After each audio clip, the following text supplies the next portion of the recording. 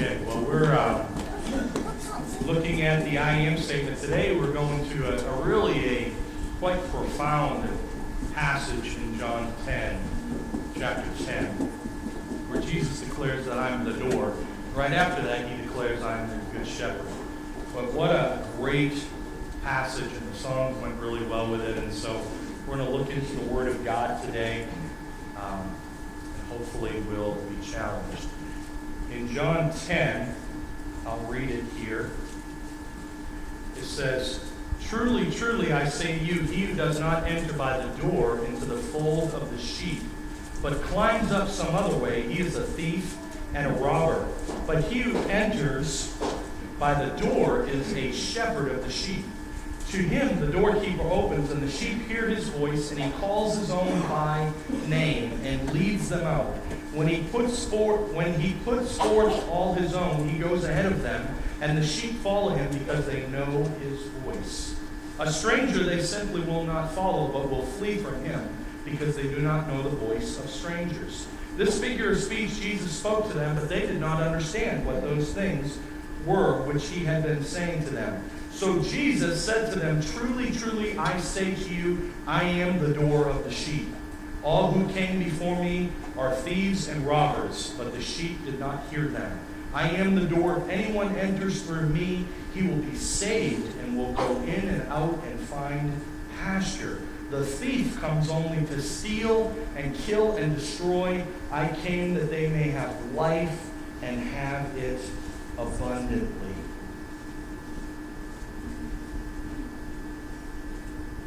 You got to work that, Zeb? Thank you. We're going to use PowerPoint this morning just to kind of give us a little bit of a visual of sheep. Sheep always get this stigma of being dumb. But actually, if you study sheep really aren't dumb at all. They're pretty smart, actually. The issue with sheep is they are prone to wander.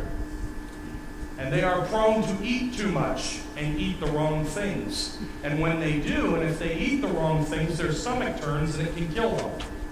And so they need a shepherd to watch over them. And they also need to stick with the flock. And they tend not to do that. They tend to kind of isolate. They tend to kind of be a little bit stubborn.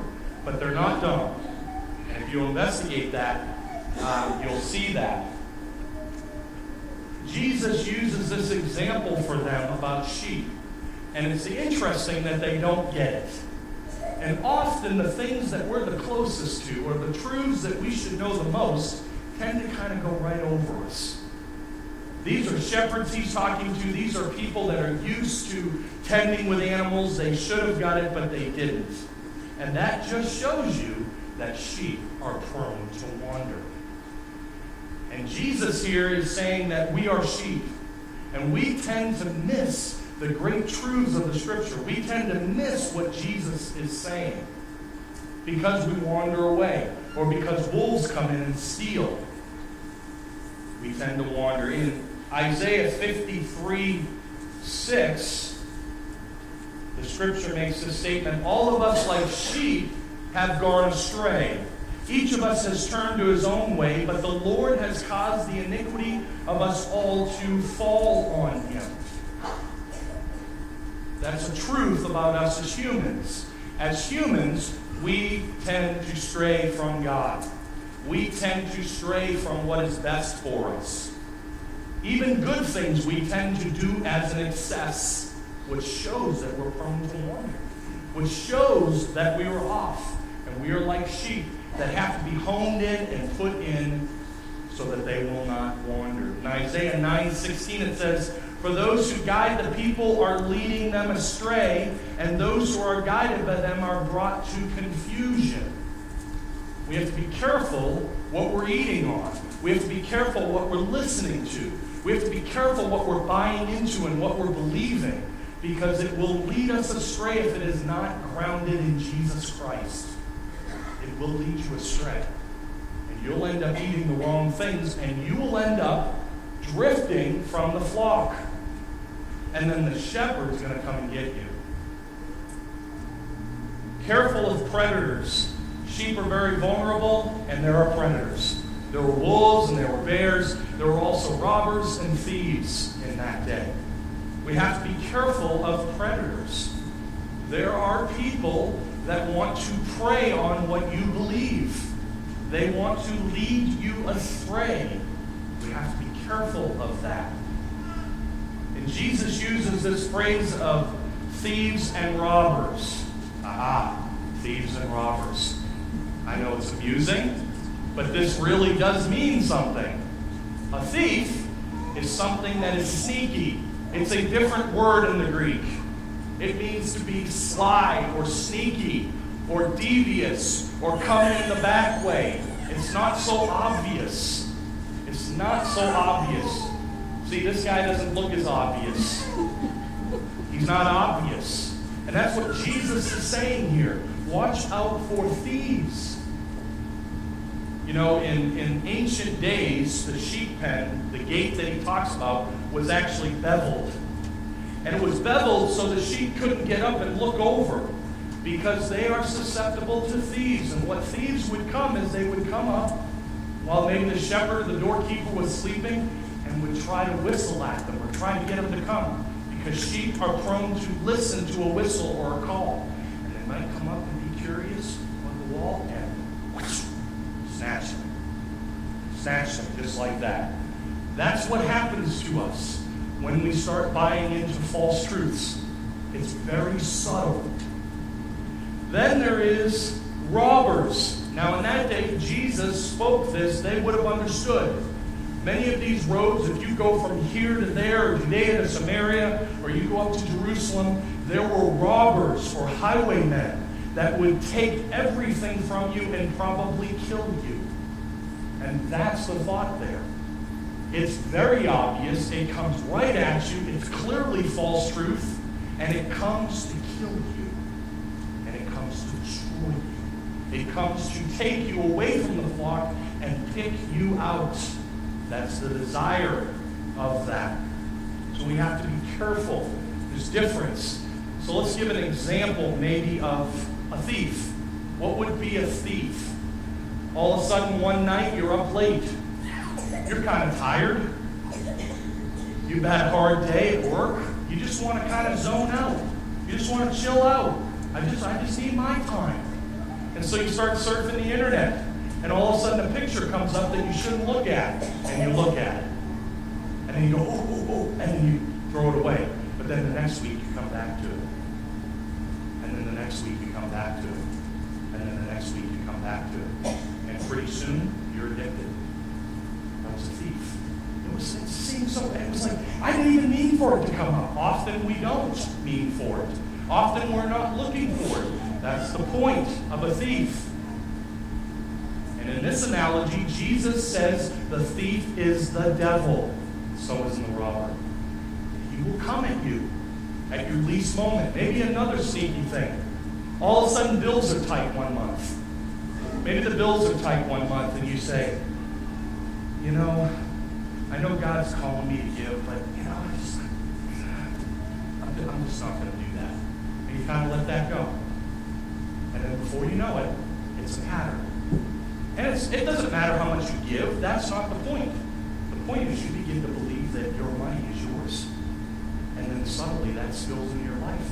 And before you know it, you have an idol that God has to come and deal with, called I'm self-sufficient and I can take care of myself. It just happens subtly like that. Just like the sheep. It's like, oh, they got kind of moved away. They got brought into a different flock. And that flock says, you don't need Jesus. You're okay. Just go to church, you're fine. And that's what happens. A robber. Actually in 2 Corinthians 11:14, it says, no wonder, for even Satan disguises himself as an angel of light. That'd be the robber, right? Satan's not going to come and be obvious. He's sneaky. He's devious. He understands human nature. He understands that. And he's going to come at you. He's not going to have a tail. He's not going to make himself obvious or anything like that. That's all movie stuff. That's fairy tale. He comes to steal and kill and destroy. And he wants no prisoners. He wants to take everything What would be an example of a robber? An example of a robber is, I just don't want God anymore. Maybe you have a tragedy in your life and you just turn your back on God. And you just go. And you go. Now, if you truly know the Lord, I believe you'll be saved. But guess what? There are consequences. And sometimes we might do something that has serious consequences. Really serious consequences. I had a buddy of mine in high school who just was really confused. And he stopped coming to church. He just suddenly kind of did it. He was clearly a believer. I mean, he was on fire. And he was clearly a believer. And a year later, he took his life. Do I believe he stopped being a believer? No. Do I believe Satan took him out? Yes. I do. Because I think he knows that if we know Jesus, we are dangerous to his kingdom. He's just like that thief and that robber. He will come at you. And he knew my friend was maybe susceptible to depression, and he came at him. He came at him through the door of drugs, and he took his life. That man, we used to call him Billy Graham. He was on fire. My high school career, he took his life in junior year. Between freshman and junior year, he led 28 kids to Christ and a teacher. You think Satan plays fair? He doesn't. He doesn't. That's the thought of a robber. He's going to take you out. He comes blazing. He breaks into that sheep pen and he kills everything he can see. Everything. Why do you think? I just want to give you this stat. Approximately. The millennials, young people.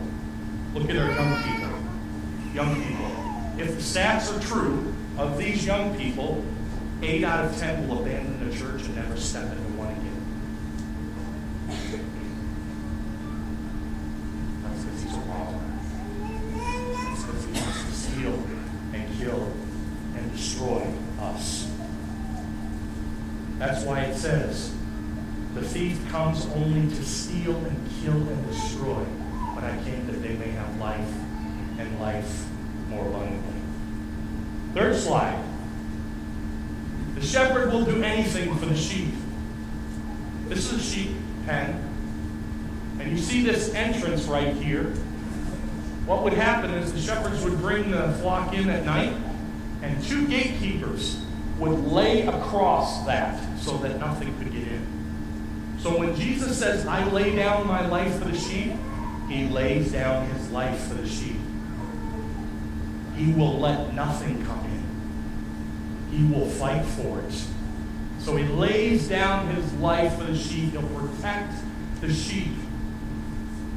But Jesus here is talking about bad shepherds and good shepherds. In Israel's history, there were bad shepherds.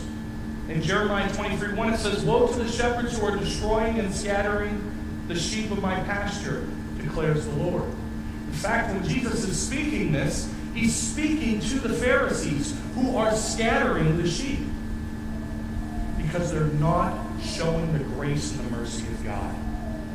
In Ezekiel 34:2, it says, Son of man, prophesy against the shepherds of Israel. Prophesy and say to those shepherds, thus says the Lord God, woe, shepherds of Israel, that have been feeding themselves. Should not the shepherds feed the flock? There's an interesting thing here, if you know about sheep stuff. There's a difference between a Western mindset and an Eastern mindset on how they deal with sheep. And scripturally, the Middle Eastern way of shepherding sheep is what Jesus is saying is good. And here's an example. In the West, what they do is they drive the sheep. They use animals to nip at them. They'll beat them. They'll hit them. And Jesus is saying that's how the bad shepherds did it. And then the good shepherds, what they would use is their voice. And the sheep would know that. If Michael and I came up to that sheep pen and we had trained our sheep and they know we love them, Michael will stand here, and I will stand here, and Michael might go. And they'll come to him, and I'll go, hey, hey, hey, hey! And all my sheep will come to me, and all his sheep will come to him. Because he's trained them that way. That's what Jesus is saying. I have my voice for you. Train to hear my voice. Don't listen to any other voice. Listen to my voice. The Eastern way talks about voice and intimacy.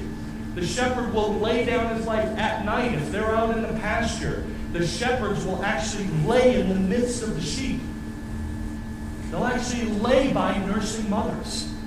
They'll actually lay with the sheep. And then maybe one will be scouted up on the rocks to make sure something doesn't come in. They will home the sheep in to keep them safe. Because remember, sheep aren't dumb, but they're prone to do what? They're prone to wander. They're prone to wander. Reminds me of that great hymn. Prone to wander, Lord, I feel it. Prone to leave the God I love. That's our problem, folks. We're prone to wander. It's not that we're dumb.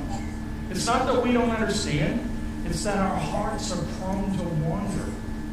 That's what Jesus is saying. We tend to listen to other voices. We get confused. We get all worked up.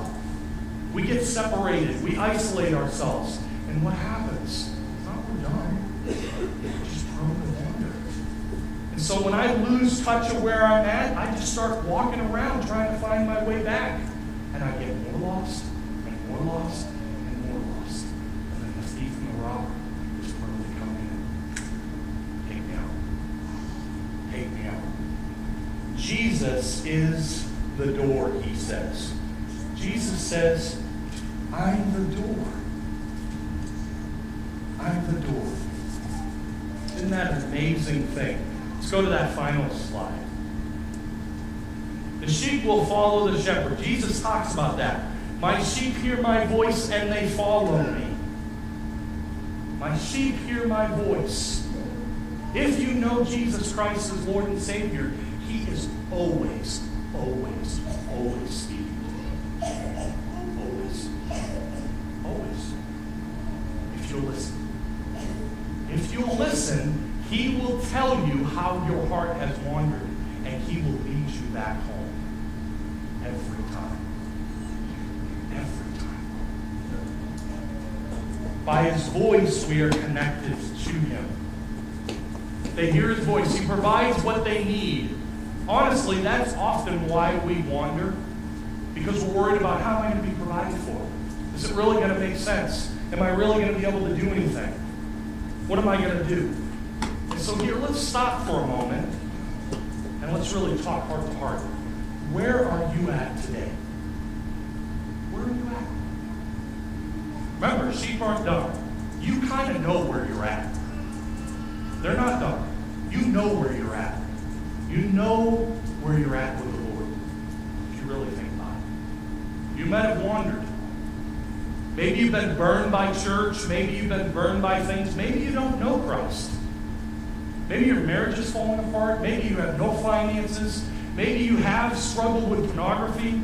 Maybe you have a temper problem. Maybe your kids are just spinning out of control and you don't know what to do. That's the place we find ourselves in. We're sheep. We're prone to wander. Jesus understands that. He understands there's thieves and robbers. The thief only comes to steal and destroy. I came that they may have life and have it more abundantly. Here's the thing, that's the truth. That's the truth right there. There's the truth. And here's a profound truth that I want you to understand this morning. That Jesus is searching for you. Think about that for a moment.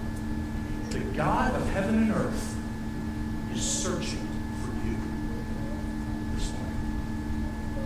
He's calling for you. He's looking for you. He's out there looking for you. He's saying, I love you. I love you. I have grace for you. I know the best for you. He's calling out to you. He's saying, I know your past. I know what you've done. Forget that. Clear your mind of that. Clear it out. I got problems. Clear it out. He'll take care of those. Hear his voice. There's a profound truth in Luke 15 that I want you to hear this morning. If you don't know Jesus Christ as your Lord and Savior, maybe you're questioning. Kids, adults, if you're not sure that you're saved, listen up. Listen up. Jesus Christ is the door to salvation. You cannot be saved apart from him. It won't happen. It won't happen. And you will keep wandering and wandering and wandering. And you'll still have that emptiness, and that emptiness. Nothing else can fill it.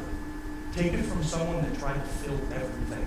Drugs, promiscuity, anger, bitterness, money, religion. Let's pour a little of that in there. Won't fill you. Now, in Luke 15, now all the tax collectors and sinners were coming near him to listen to him. Both the Pharisees and the scribes began to grumble, saying, "This man receives sinners and eats with them." So he told this parable to them, saying, "What man among you, if he has 100 sheep and has lost one of them, does not leave the 99 in the open pasture and go after the one which is lost until he finds it? And when he has found it, he lays it on his shoulders, rejoicing." Hear that. Now, in our minds, we might be thinking, I don't think I'd leave 99 to go after one. Because what if I don't find the one and 7 of them leave? Or 10 of them leave? See, we think like Americans. We kind of add up in the ledger and we say, well, that doesn't add up. We do it with our giving, we do it with our families, we do it with everything. And God says, forget that. That's funky math. That doesn't work in my kingdom. It doesn't work that way. I'm searching for you. And notice what he does when he finds them. He doesn't just say, oh my goodness. He goes, yes! I found the sheep! And he lays it on his shoulders. And he walks it back. That's what he does. That's what God does for you. For you. For you and for believers. We're called to eat in pasture. And often we're chewing on junk. And he comes and he's finding you. This isn't just for lost people. This is for believers too. He's speaking to his disciples. And he's saying, when you wander, I'm coming after you too. When you click on pornography when you ought not to, I'm coming after you too. When you argue with your wife and you have unforgiveness and you don't repent, I'm coming after you too. And I'm going to rejoice when I find you. Because you've wandered. Because you've wandered. He is calling for you. And this morning, how are you going to respond? I don't think anyone with a clear conscience can sit here this morning and say you have not wandered in some way. Can you? Can you? Really? I've wandered. Lord, my heart is cold. I'm searching for Redeem. I'm calling for you. I hear it. Just sit still. I'm coming for you. I'm going to get you. And he grabs me and lays me up on his shoulders. He says, I love you. I love you. I'm going to take care of you. I'm going to bring you back into the flock. And he lays down and he says, now stay right there. Brings him back. That's the heart of God. That's the heart of our God. Doesn't he say that here as we close? Doesn't he say it right here? I'm the door. If anyone enters through me, he will be saved and will go in and out and find pasture. That's evangelism and discipleship wrapped right up into one verse. I'm saved, I go through the door. I'm part of the flock. And now he leads me in and out of the pasture and shows me what to eat and what not to. What have you been eating? You eat the wrong stuff. Your stomach might turn. And there might be huge consequences. But your God is coming after you. He's searching for you. Please respond this morning.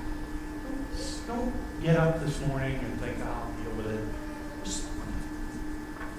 Respond. You don't know what's going to happen when you get up and go. I could walk off this stage and have a heart attack and gone. Just like that. And many of you that are here with me, you know how close it is. Because I almost was gone. Twice. Electrocuted. Viral meningitis. Almost gone. It does something to you. My brother-in-law just lost his brother-in-law. It's like that. He's like, my goodness. I have one opportunity. My brother-in-law, I was talking to him the other day, and he was saying, you know what, Dean? Because I was sharing this with him, and he goes, yeah, I've been eating the wrong things no more. And boom, he drastically cut things off. Because Jesus spoke to him. He heard him. And Jesus threw him up on his thing, and he said, let's go. Let's pray. Lord, thank you for your word. Thank you for your goodness and grace. Thank you for this opportunity at this moment to know that our God is calling for us. Lord, help us to hear it. Lord, because I desperately want to be your pastor. Lord, forgive me. I'm prone to wander. I feel it and I know it.